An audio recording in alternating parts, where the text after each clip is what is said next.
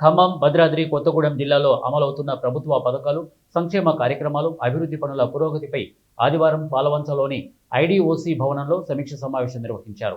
Deputy ముఖ్యమంత్రి Mallu Bhatti Vikramarka, revenue గృహ నిర్మాణం, సమాచార శాఖల మంత్రి పొంగులేటి శ్రీనివాసరెడ్డి, వ్యవసాయ శాఖ మంత్రి తుమ్మల నాగేశ్వరరావు, ఇన్ఛార్జి మంత్రి వాకిటి శ్రీహరి ముఖ్య అతిథులుగా హాజరయ్యారు.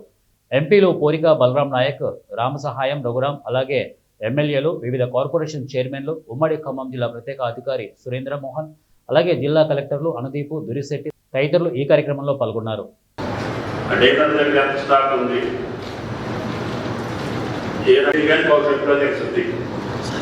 కాబట్టి దయచేసి వ్యవసాయాన్ని మీకు విషయం మీకు దృష్టికి వచ్చినప్పుడు ఎమ్మెల్యే మీ అగ్రికల్చర్ అధికారికి, మండల అధికారి ఏం జరిగినా మనందరిది జిల్లా అధికారులు ఒకటి చెరువు ఉన్నట్టు ఆయన విదేశాలకు ఫోన్ చేసి చెప్పచ్చు, కొన్ని ఈ గారికి ఇంకొకరికి.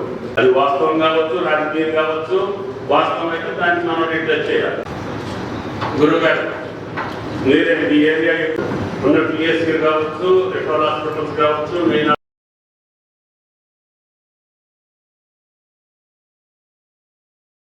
నీరెస్ట్ పాయింట్ నుంచి శాండ్ ఇస్తాను.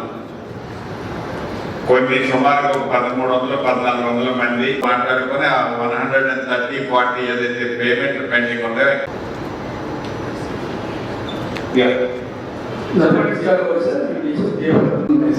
మనం దాదాపు 2 లక్షల ఎకరాల భూముల పట్టాలు కూడా ఇక్కడే అత్యధికంగా ఇవ్వడం జరిగింది సార్.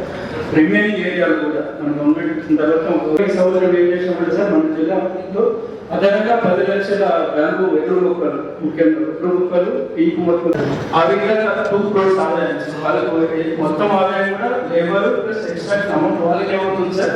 మిగతా ఆదాయం కూడా మన రిజర్వేషన్ ఇప్పుడు